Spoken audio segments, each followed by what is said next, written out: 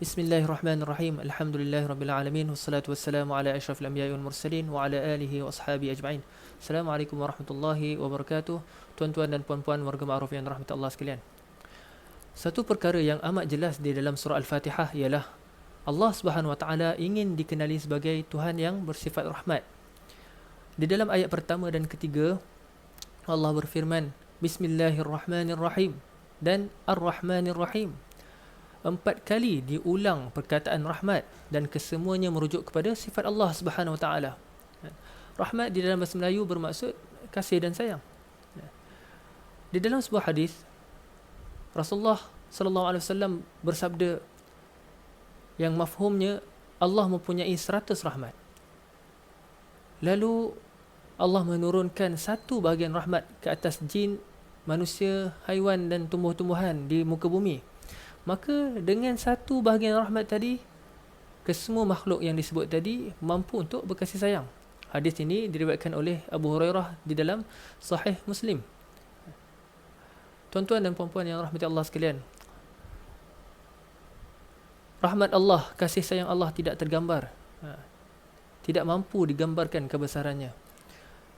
Allah SWT telah berfirman di dalam surah Al-A'raf, wa rahmati wasi'at kulla syai', dan rahmatku meliputi segala sesuatu.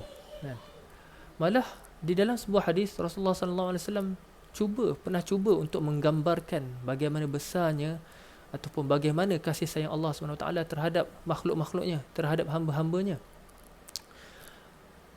Pada satu ketika Rasulullah SAW bersama para sahabat telah didatangkan sekumpulan tawanan perang, di mana di kalangan tawanan perang tersebut terdapat seorang wanita yang sedang menyusukan anak.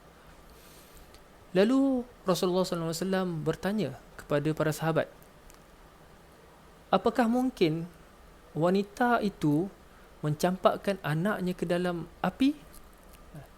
Lalu para sahabat berkata, tak mungkin.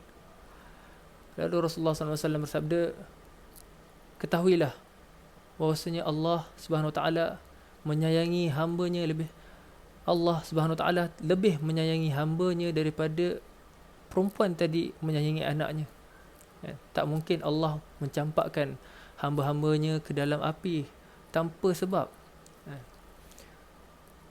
Jadi tuan-tuan dan puan-puan yang rahmati Allah sekalian, satu perkara yang amat penting yang perlu kita beri perhatian ialah untuk mendapatkan rahmat Allah perlulah kita menepati satu syarat, iaitu perlulah kita terlebih dahulu saling berkasih sayang, saling menghormati, bersabar dalam menempuh ujian bersama, sentiasa senyum dan sentiasa memaafkan kesalahan orang yang di sekeliling kita.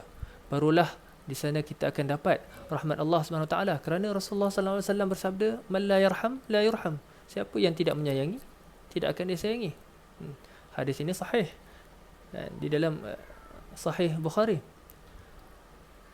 Jadi marilah kita tepuk dada sendiri, tanya diri, adakah aku seorang bapa yang penyayang? Adakah aku seorang ibu yang penyayang?